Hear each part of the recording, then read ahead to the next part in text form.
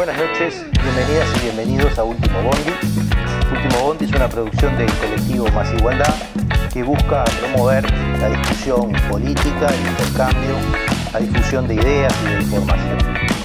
En el día de hoy vamos a estar conversando los minutos de este programa sobre medios de comunicación. Si cada tanto te morís de espanto y casi miras como distinguido, si cada tanto acunas en tu encanto y era tu mundo del ideal, su ideal, mi ideal, el de problema de largo tiempo en el que viven nuestras sociedades, y que es esta relación entre la producción de la política, la producción del sentido, del sentido común, ¿no? Y también de la política partidaria, ¿no? Y todas esas relaciones que también han entrado en las ciencias políticas, en el análisis de la mano de la calidad de la democracia y algunos otros tópicos que usualmente vemos aparecer en las discusiones.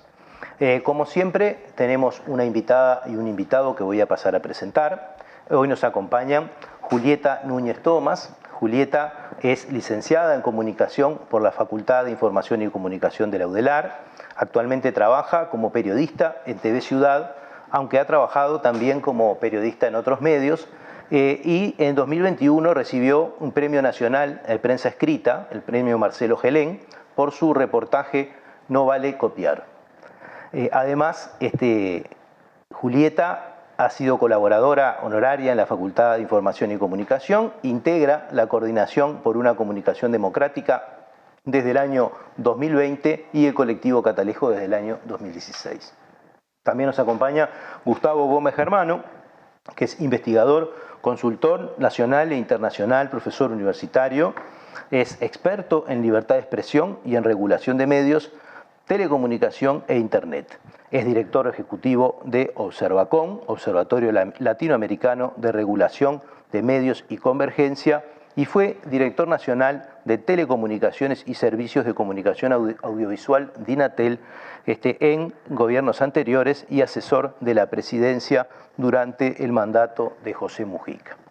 Con ellos vamos a inaugurar este primer bloque con una idea un poco genérica, quizás para ver aspectos conceptuales de esto en lo que tiene que ver con el estado del arte, en esto de la relación entre medios y política, y cómo ha cambiado también esto con la irrupción de Internet y las empresas globales, ¿no?, de información y comunicaciones.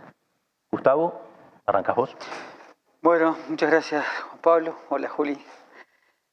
Yo creo que Internet ha sido algo fabuloso, digamos, por lo menos para los que tienen Internet. Ha ampliado sin duda alguna la capacidad de comunicación, tanto de publicar, difundir, como también de acceder a información a nivel global, digamos que es exitosa por lo inhumano que hay de información en la vuelta. Lo cual la convierte también en una empresa difícil para cualquier persona que no tenga herramientas mínimas para manejarse en ese mundo,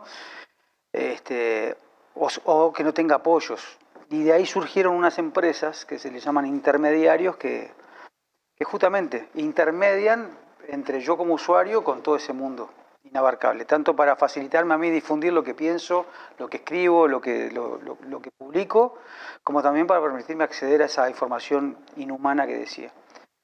Los ha colocado en un puesto clave, más allá de lo que quieran hacer, si lo hacen bien o mal, si lo hacen de mala onda, con mala intención. Están en un lugar donde están en un parteaguas, ¿no? O sea, son el que abre y cierra la canilla. De hecho, ¿eso ha revolucionado la política? Bueno, eso condiciona la política. Lo que ha condicionado la política, lo que ha revolucionado la política es el Internet, justamente porque ahora ya no necesitas medios de comunicación en sentido tradicional para comunicarse. Entonces muchos gobernantes de la región se saltean y comunican y dan información del gobierno a través de Twitter. O sea, yo creo que hay un doble juego ahí. Por un lado, los políticos y sobre todo gobernantes se saltean y ya van directo, se comunican con su base directamente, sin pasar por nadie. Un papel de grandes empresas de Internet que tienen un papel clave para ver quién se ve y quién no se ve, porque terminan priorizando, ¿no? Lo que yo publico, lo publicás vos y vos, pero no todo aparece en el mismo momento a las mismas personas. Un papel clave. Y los medios de comunicación que tratan de sobrevivir y que uno dice, bueno, están siendo afectados por Internet porque la gente cada vez más lee Internet. Y dice, sí, pero lo que lee en Internet, el contenido fundamental, la agenda política en los países de la región sigue siendo provisto por los principales medios de comunicación tradicionales. No hay que confundir la pantalla donde se lee, que ya no es el papel, con quien genera la información. Obviamente que tenemos más chance de meter más cosas por entre medio, pero el grueso de la agenda pública yo creo que la sigue marcando los grandes medios. Ese es uno de los aspectos que vamos a abordar ahora después en el segundo bloque. Julieta. No, creo que hablando de todo esto que estaba comentando Gustavo, lo que venimos conversando, ahí hay como un condicionante, ¿sí? Tiene que ver con las cosas que permanecen y las cosas que cambian, y yo creo que el principal condicionante ahí sigue siendo el poder, ¿no? El poder acceder a determinada información. Y ahí me parece que es donde se juega el vínculo entre la política o los políticos, porque en realidad estamos hablando un poco más de los políticos que de la política, los medios de comunicación e Internet. Hay muchos estudios, sobre todo en España, o por lo menos lo que nos llega más a nosotros son españoles, que hablan de que en realidad los políticos y las políticas no han modificado su forma de comunicar tanto, ¿no? Las estrategias de comunicación política no han cambiado tanto, sino que han sabido incorporar las nuevas estrategias de los medios. Y creo que una de las cosas fundamentales ahí, que es un debate que está abierto y que hay que darlo, y acá en Uruguay hay que recontradarlo porque estamos muy en pañales en esa discusión, tiene que ver con los datos, ¿no? Creo que esto que comunicaba, que decía recién Gustavo, que tiene que ver con bueno, no es lo mismo poder presentar información desde tu propia cuenta, aunque puedas estudiar en qué momento, a qué hora, sí es lo que sí cambia, lo que sí condiciona muchísimo es poder tener información y datos sobre a quién le estás comunicando, cómo le podés comunicar a esa gente, y esos datos, eso sí es poder, y ese poder está concentrado y lo tienen determinadas personas, ¿no? Y ahí es cuando comienzan a hacer todos esos debates que son súper interesantes y que tienen que ver con cómo los políticos, principalmente en campaña, utilizan los medios de comunicación, utilizan las redes, ¿no? Y ahí entra todos esos monstruos de datos que son los que manejan ese poder finalmente, y es en esa interacción que está, creo yo, el meollo de esto, ¿no? Vos cuando te referís a esos monstruos de datos, te referís a esas nuevas bases de datos, por decirlo de alguna manera, que coleccionan los datos de todos nosotros y que se usan a través de las redes, que usan las grandes empresas que mueven realmente esto y que hacen inteligencia de datos con esto y que permiten orientar nuevas formas de hacer campaña, por ejemplo. Sí, bueno, tiene que ver en realidad con los intermediarios que estaba recién planteando Gustavo. Hay diferentes tipos de intermediarios, pero quienes manejan eso, evidentemente, son quienes pueden decidir además a quién darle esos datos, porque no se lo dan a todo el mundo, ¿no? Entonces ahí hay como un punto principal de la interacción entre esos actores que son las audiencias o el público o los votantes, ¿no? Los políticos y políticas y las empresas de Internet, que me parece que son como ahí la torre a la que hay que apuntar cuando hablamos del vínculo entre política, aunque lo estamos hablando ahora más en términos de la política tradicional, que podemos hablar de otro tipo de política también, ahí está buenísimo porque vienen también todas las formas de desafiar todo esto de lo que estamos hablando, pero que están ahí interactuando y que realmente acceder a la información de cómo eso se maneja es muy complicado, es muy difícil, no es transparente, y creo que es lo que está en este momento condicionando la forma en la que nos movemos. Ahora, fíjate que cómo juegan los intermediarios con los políticos, yendo a la pregunta inicial, con toda esa big data que tienen, vos podés contratar servicios para que vehiculizar como político, como partido político, como un sector, incluso empresarial, pero hablando de la política, hacia determinados colectivos que sabés que este tema les llegan bien, pero que este tema no. O sea, podés orientar mucho mejor tu discurso. O sea, no cambias tu discurso, pero es como si dijeras, yo tengo 10 temas en la agenda, en el programa de gobierno, y como yo sé que a vos te gusta el medio ambiente, yo tengo de alguna manera la forma de hacerte llegar a vos los puntos de mi programa que a vos te gustan, pero no te pongo los puntos de mi programa que no te gustan. Pero además de eso, que es parte del negocio, ¿no? O sea, porque así como le sirve el manejo de datos personales a un anunciante privado, le sirve a un político, las propias empresas tienen su modelo de negocios y tienen sus reglas. Y ofrecen eso como Lo ofrecen como plataforma. negocio, pero además de alguna manera también están sujetos a la presión. Si no, no se explicaría que bajaran la cuenta de Trump, un presidente elegido democráticamente. Pero fíjate, o sea, cuando me decís qué condicionamiento a la política, y por un lado te da una herramienta brutal que pueden utilizarla, yo no digo que sea determinante, pero digo claramente ahí hay plata, mucha plata metida, no solamente para hacer cosas bien, para campañas de desinformación hay mucha plata también. Iba a decir para eso, esto ha surgido más que nada ha surgido cuando se han conocido o campañas de odio o no digo que sí, manipulación, podríamos decir, mediática en algunas campañas electorales, ¿no? Y con todo aquello de Cambridge Analytics y todo eso, ahí es que se hizo muy popular toda esta discusión. Saltó. Yo a partir de ahí creo que todo el mundo se dio cuenta que estábamos ante un problema, ¿no? Sí, esa posibilidad está. O sea, y la venden al mejor postor. Entonces, no es que Facebook sea el que crea ese contenido, pero te da la plataforma, el modelo, las herramientas para que alguien que arma un producto diseñado específicamente para desinformar y que pone plata suficiente para utilizar, ¿no?, ese mecanismo, permita que tenga mucho más impacto una campaña, o sea, una estrategia deliberada de desinformación para hacer caer un candidato, tiene más chances hoy que antes. Y eso tiene un poco que ver con esta idea, ¿no? O sea, ese concepto de intermediario que traían ustedes es muy potente, ¿no? O sea, uno a veces no se da cuenta del tamaño que tiene, pero es la plataforma que puede vehiculizar cualquier cosa.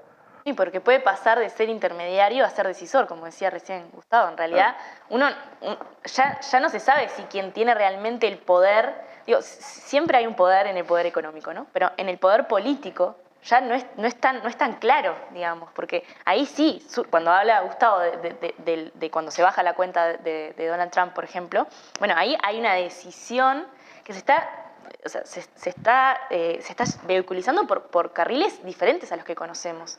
No son los carriles tradicionales por los que se toma decisión y por lo que una persona con poder puede tomar una decisión que afecta a otra, ¿no? Porque por lo general vinculamos ese poder que toma decisiones sobre la vida de las personas a una persona que tiene un determinado poder por, yo qué sé, no sé, porque fue electo, porque se formó para eso. Hay distintas razones por las que la gente pueda tomar decisiones sobre la vida de otros, pero en este caso se están tomando decisiones personas que ni siquiera conocemos, personas que no podemos hacer responsables de esas decisiones, ¿no? Y ahí es cuando de alguna manera hay que abrir un poco más los ganchos porque no tenemos el conocimiento suficiente ni siquiera para poder apuntar nuestro enojo de la manera correcta.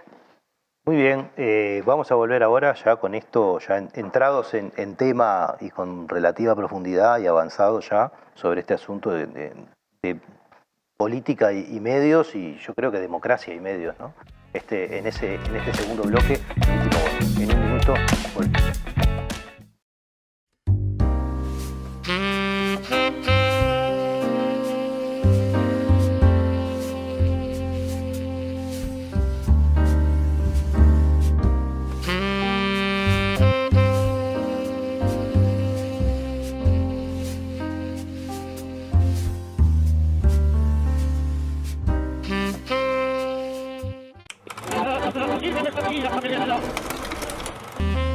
¿El periodismo es libre o es una farsa? Así lo decía Rodolfo Walsh. Apoyá el periodismo libre. Apoyá Caras y Caretas.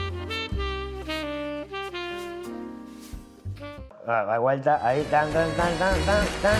Es un honor formar parte de Caras y Caretas TV, donde hay lugar para todo tipo de contenido y también para el humor. ¡Sumate!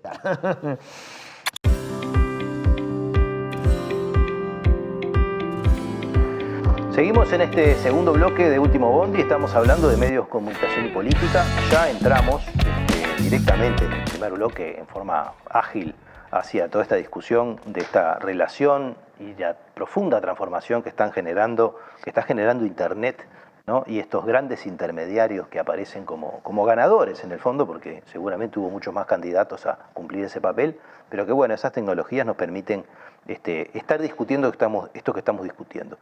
¿A dónde quedó aquella idea surgida hace muchos años de que la Internet iba a democratizar a la sociedad, de que la Internet nos hacía más iguales, de que todos teníamos voz, de que íbamos a dejar de ser los receptores del mensaje que nos mandaban los grandes medios para pasar a ser emisores nosotros también de mensajes?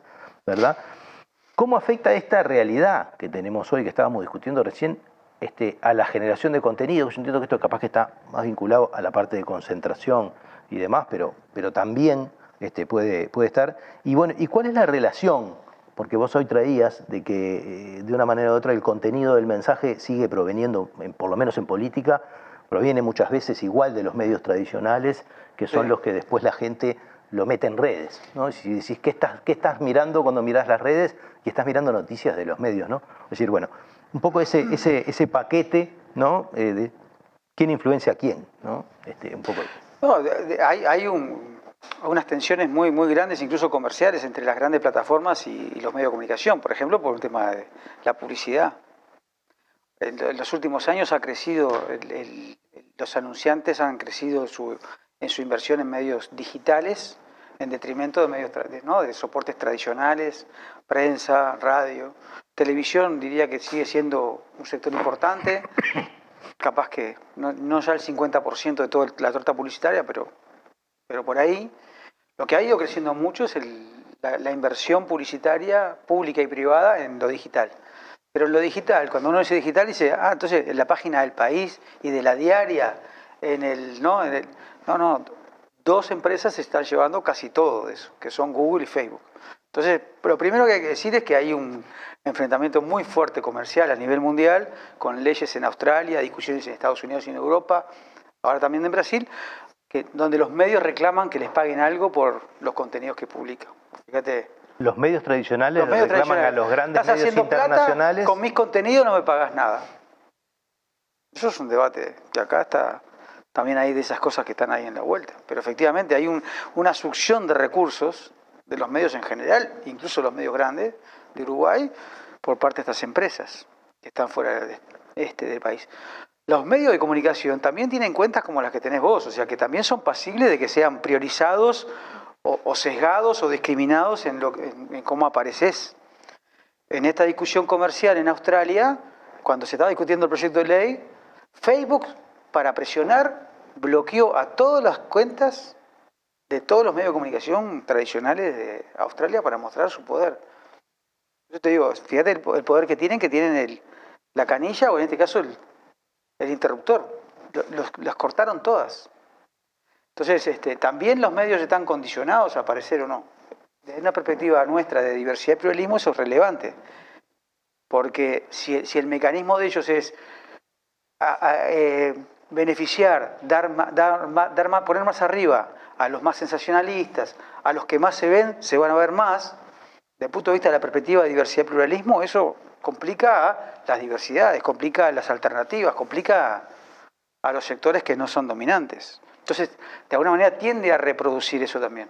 En la última encuesta de perfil, se mete Montevideo Portal, que es un medio digital nativo, digamos, en el primer lugar, pero los primeros 4 o 5 lugares siguen siendo El País, El Observador, Subrayado, ¿no? Se mete La Diaria y Montevideo Portal. El resto, seguimos, para informarnos, para tener noticias, seguimos informándonos a través de fuentes de medios tradicionales. El Observador solo publica los sábados, pero si vos lo mirás en redes y lo mirás en hits, en la web, el Observador se lee mucho y tiene mucho peso esa agenda. No hay que confundirse con la cuestión del soporte, con la cuestión de la capacidad que tienen estos sectores, estos medios de influir en la agenda pública.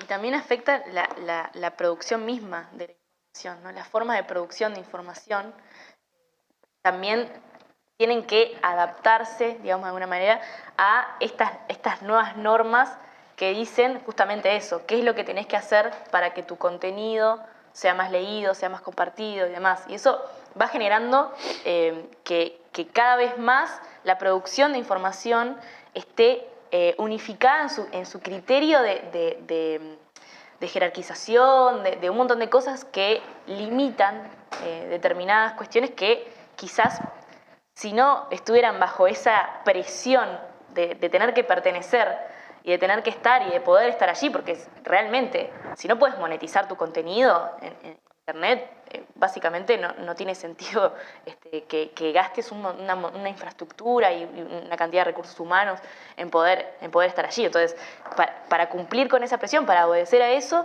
y para poder seguir, obviamente, vigente, digamos, en este tiempo, hay allí una fuerza por condicionar la forma en la que se produce la información, en la que se presenta la información, que creo que también afecta justamente eso, la calidad de la información a la que accedemos. ¿Por qué? Porque no se está priorizando, por ejemplo, la profundidad, o hay que buscar maneras mucho más creativas, que eso requiere un montón de tiempo de pienso, de producción, de nuevas formas de crear, para que la profundidad que queremos llegar se llegue con los medios que tenemos hoy en día. Y eso y eso siempre que la plataforma entienda que tu contenido es legítimo, ¿no? Porque si en una de esas estás armando un programa y en una de las imágenes que pones atrás, simplemente de respaldo, alguien dice que no fue autorizado porque tiene derecho a autor, ¿no? Y estás usando algo, en YouTube te suspenden el canal. Le ha pasado a legítima defensa. O sea, y no tenés muchas alternativas, ¿eh? Porque no es que capaz que en algún momento esa internet abierta... ¿A dónde vas a patalear? En algún momento, y tenés que patalear dentro de la propia plataforma, pero en condiciones totalmente abusivas.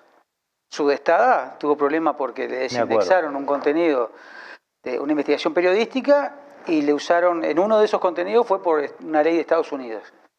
Y cuando se vieron en la necesidad de apelar, tenían que responder en inglés no más de 1000 caracteres para poder dar cuenta de por qué estaba mal la decisión. 3 Twitter. No le daban garantía de que le respondieran y decía al final, dice, mire que si usted apela, cualquier problema que tenga con nosotros judicial lo va a tener que saldar en California, Estados Unidos. No apelo. O sea, si a vos en YouTube te pasa lo mismo y te hacen un strike, te marcan, es como, viste, ahora en el básquetbol, va marcando antecedente con la hinchada, antecedente con la hinchada. A la tercera, roja.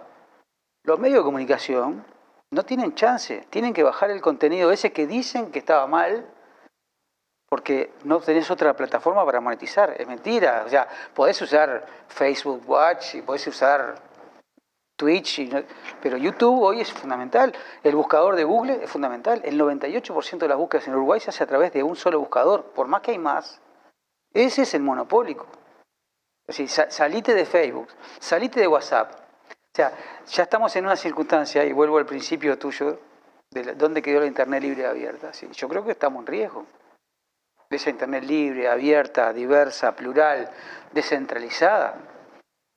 En el ámbito de los contenidos, porque después hay otras áreas de la Internet es mucha cosa, y se ha concentrado mucho el poder de decisión, que decía Juli, en unas pocas empresas. No, y estamos hablando de medios, además, ¿no? Cuando empecemos a hablar de colectivos, incluso de protesta social, por ejemplo. Protesta social. Ahí la cosa se complica muchísimo más. Primero porque no tienen ni siquiera no es fácil llegar a las herramientas para saber cuáles son las formas para poder llegar a esto que decía Gustavo recién, ¿no? O sea, de ahí vamos. Pero además, porque el panorama de incidencia es mucho menor. Claro. O sea, no sé cómo... Sí, los recursos que tenés para patalear son mucho más chicos. Son mucho más tu capacidad chicos. organizativa, tus recursos ahí no están ni en el país. O sea, si vos, es eso, no tienen oficina en el país. Sudestada tuvo ese problema. ¿Y a quién? Y peor, tuvo un fallo judicial desastroso que le dice, anda a protestar a Europa. Pero ¿cómo si soy Yoruba, el medio está acá, el contenido es de acá, es de interés público? Sí, no, pero tenés que ir a protestar allá. Hay un desbalance enorme, por supuesto más grande para los que tienen menos posibilidades, y eso pone en cuestión justamente el Internet. Ponerle límites a las plataformas, sobre todo a las grandes plataformas como Facebook, Google y otras, no va contra la Internet libre y abierta. O sea, en ese caso regular es para que haya Internet libre y abierta. Por eso es preocupante escuchar discursos muy de las altas esferas políticas que hablan en contra de la regulación.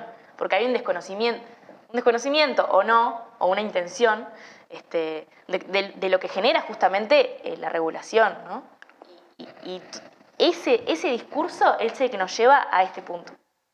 Bueno, no se me apresuren, que a eso vamos a ir ahora en el tercer bloque de Último Bondi, porque queremos hablar un poco de la política alrededor de esto, no ya de la relación de los medios y la política, sino de las políticas para con estos medios, ¿no? Y que tiene que ver con esto que los dos ya están empezando a poner arriba de la mesa. Volvemos en un minuto.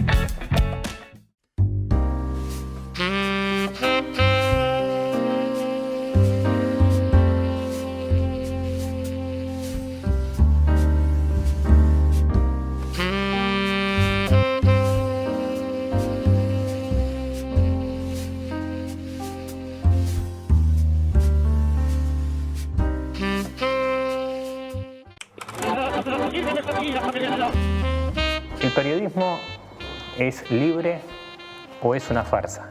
Así lo decía Rodolfo Walsh. Apoyá el periodismo libre. Apoyá Caras y Caretas. Va vuelta, ahí, tan. Es un honor formar parte de Caras y Caretas TV, donde hay lugar para todo tipo de contenido y también para el humor. ¡Sumate!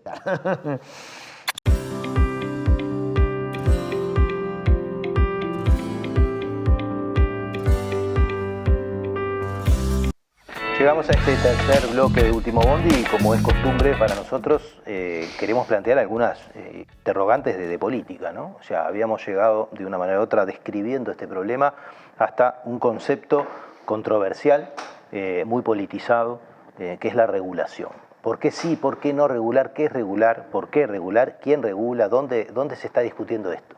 ¿No? Así que vamos a cambiar ahora, vamos a empezar por Julieta. Bueno, creo que estamos justo en Uruguay nuevamente en un punto de quiebre, ¿no? Con respecto a la regulación. Creo que si podemos hacer como un resumen un poco de lo que venimos hablando en todo el programa, intentar hacerlo, yo diría que hemos hablado de cómo las relaciones de poder que conocemos clásicamente y que se juegan en las sociedades desde siempre vuelven a jugar, ¿no? Cuando estamos hablando de medios, de plataformas de comunicación. Me parece que cuando hablamos de regulación, estamos hablando, en este momento, estamos hablando de poder tomar un hecho, que es que existen relaciones de poder en Uruguay hoy que están condicionando la forma en la que gente accede a la información, accede a los contenidos, la forma en la que trabajan los trabajadores de la comunicación, la forma en la que las empresas se mueven en el ámbito de la comunicación, que si no se regulan, están siendo abusivas.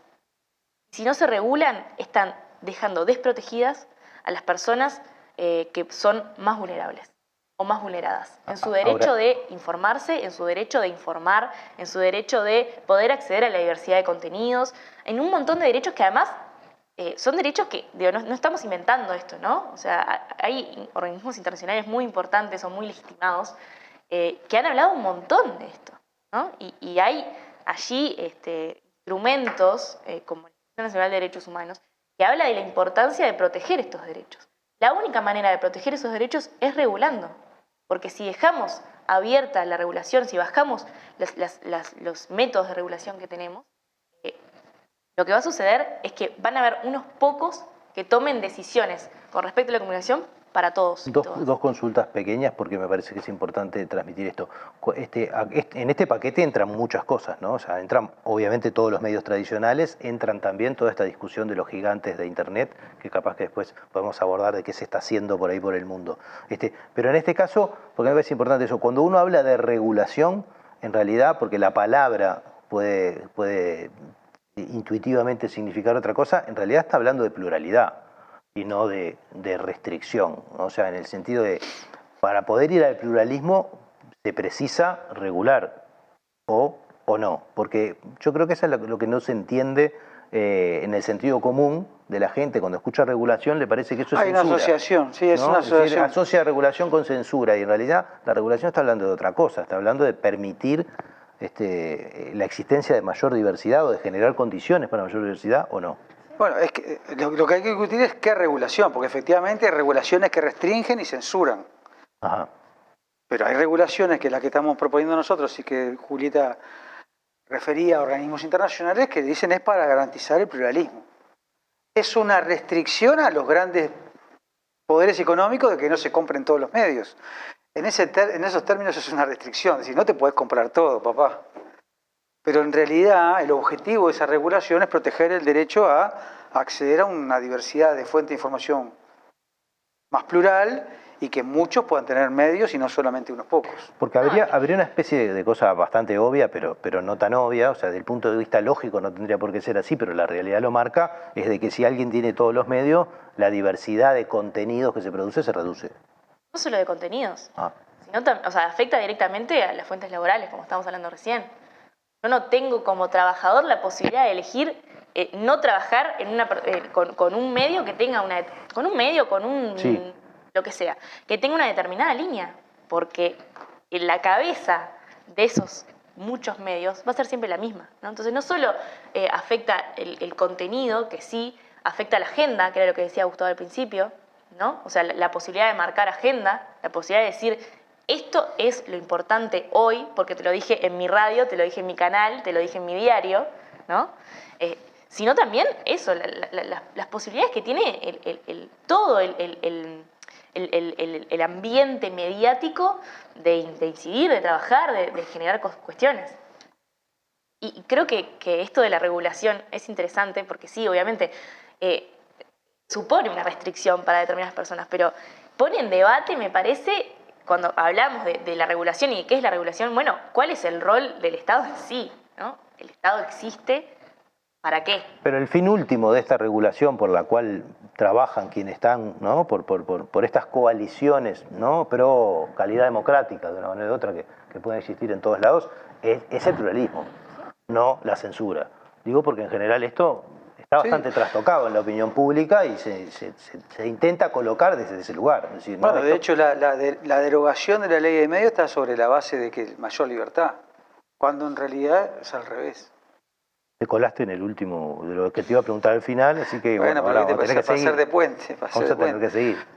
Es decir, ese es el asunto. Hay determinados sectores que se han apropiado de determinados conceptos. Y el tema libertad, o como el tema regulación, y sí, hay que reivindicarlos.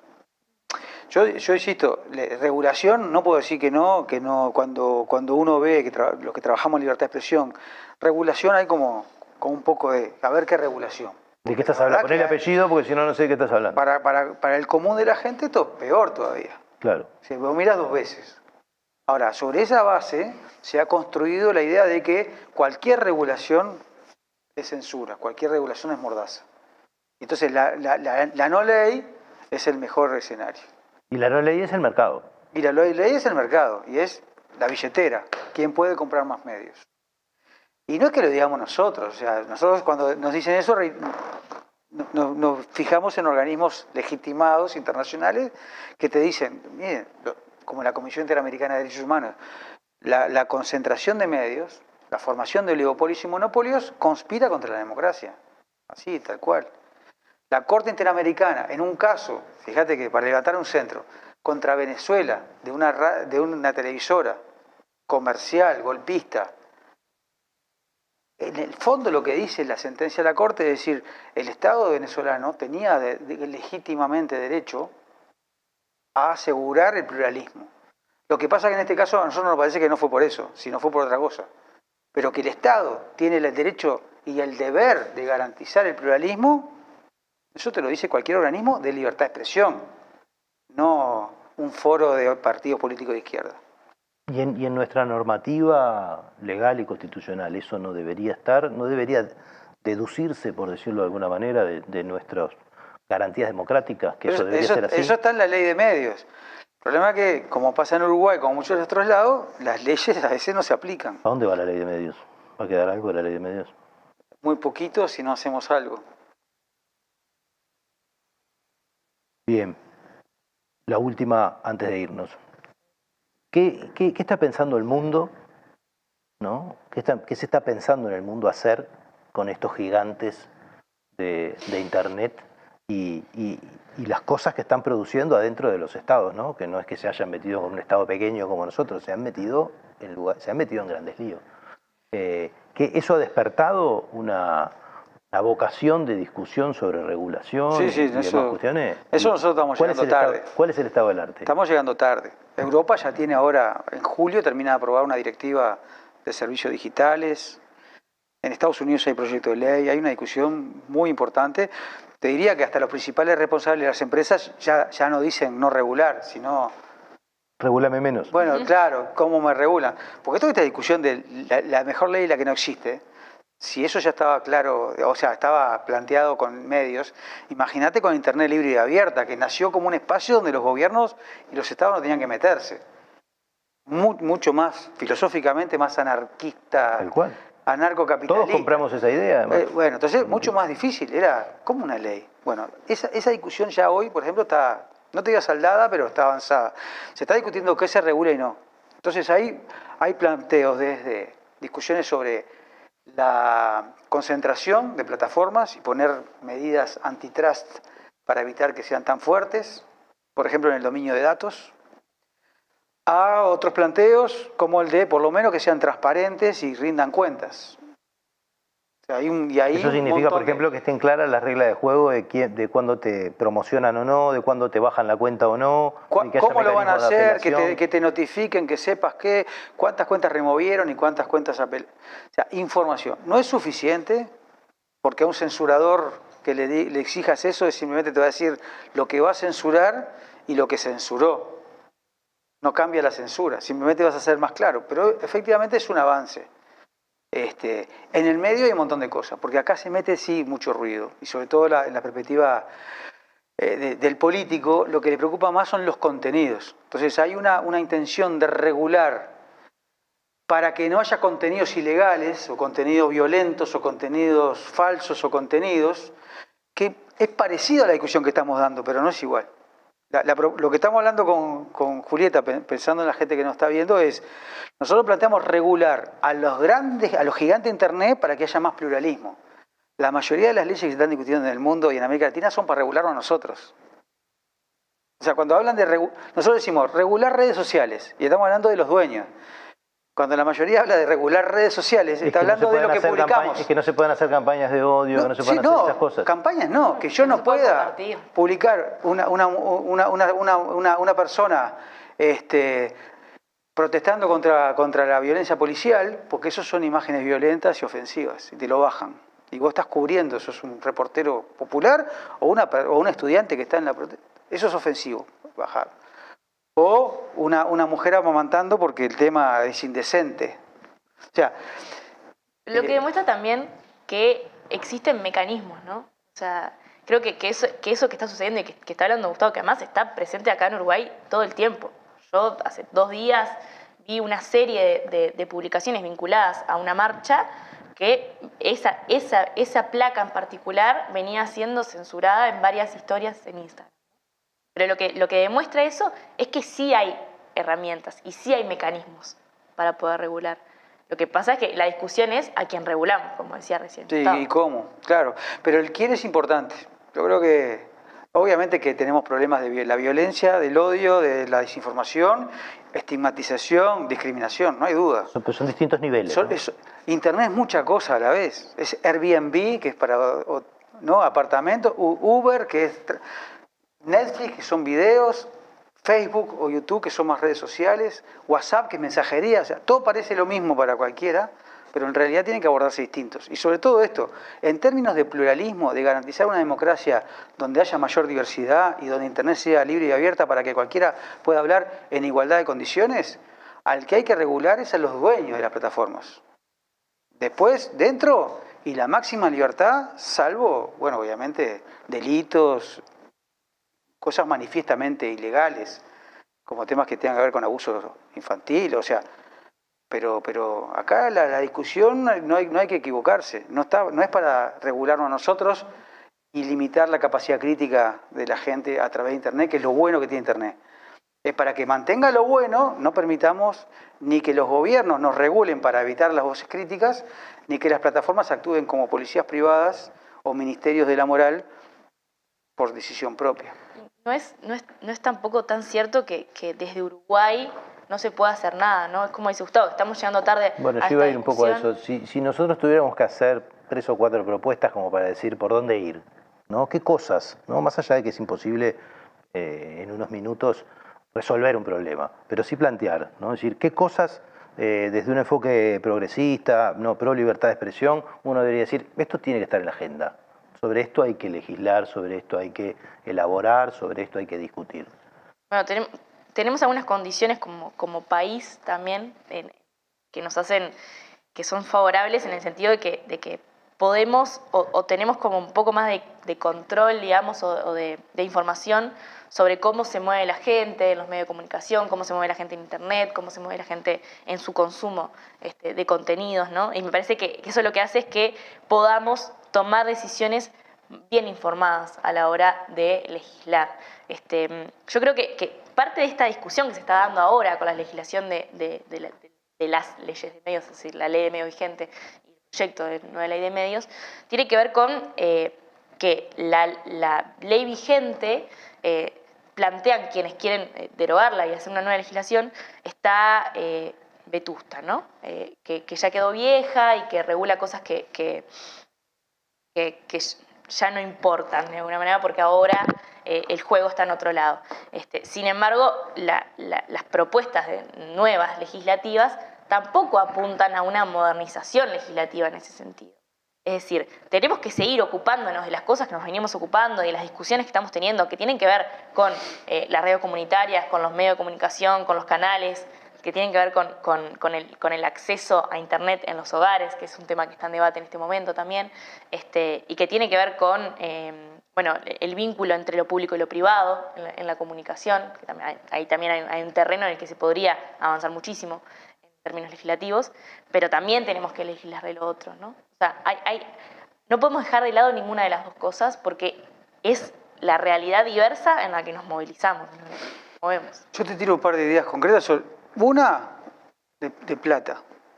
Estas empresas tienen que poner algo de dinero para que ese dinero cree, por ejemplo, un fondo para el periodismo, para la diversidad del pluralismo. No necesariamente para bancar la actual concentración de medios No tradicionales. no necesariamente para los dueños, pero puede ser para los periodistas y el trabajo periodístico de los grandes medios de comunicación, porque nosotros necesitamos de todos los medios. Esa es una medida. La otra medida son básicas de derecho al consumidor, de por lo menos que no haya una simetría tan fuerte entre el dueño de la plataforma y tus derechos. Transparencia, rendición de cuentas, que sea obligatoria. Saber dónde nos movemos, que te notifiquen, que tengamos garantía para protestar antes de que nos bajen un contenido o nos quiten la cuenta. Que tengan una oficina en cada país que funcione. O por lo menos un responsable legal. Capaz que no oficina, pero por lo menos que tengas alguien donde notificar, alguien un correo. Que si nos bajan un contenido tengamos mecanismos de apelación más ágiles, efectivos. Que yo pueda ir a la justicia en mi país, eso no está asegurado ni en el contrato. O sea, yo tengo más garantías tomándome un café en mal estado en el boliche de la esquina que publicando, ¿no?, un contenido de interés público en medio de una elección en donde yo siento que estoy ejerciendo libertad de expresión. Entonces, bueno, por lo menos las básicas, hablando desde una perspectiva progresista, pero básica es el poder enorme diferencial que hay entre las grandes plataformas y el usuario de esas redes, que se equilibre. Bueno, nos tenemos que ir. Creo que dio para empezar. Estábamos lejos de llegar pero me parece que quedaron un montón de ideas planteadas. Me viene algo que decía Manuel Castells allá por los años 80, ¿no?, sobre el financiamiento de la democracia, ¿no? O sea, cómo de una manera o de otra los pueblos se han convencido de que la política es un costo enorme, ¿verdad?, cuando en realidad está totalmente subfinanciada para su funcionamiento en sociedad, y eso termina permitiendo de que el mercado entre, ¿no?, con todas sus corporaciones a presionar adentro de la política por un montón de cosas que si estuviera la política, no el político, la política, ¿no?, que tiene que ver con esto, ¿no?, de la opinión, de la construcción de ciudadanía, además estuviera realmente financiada, ¿no?, el periodismo, los espacios, los medios, quizás no habría tanto espacio para que las corporaciones intervinieran beneficiosamente para ellas, ¿no? Pero bueno, muchas gracias, realmente, muy bueno todos los aportes, y nosotros nos vemos la semana que viene en otra propuesta de Último Bondi. Buenas noches.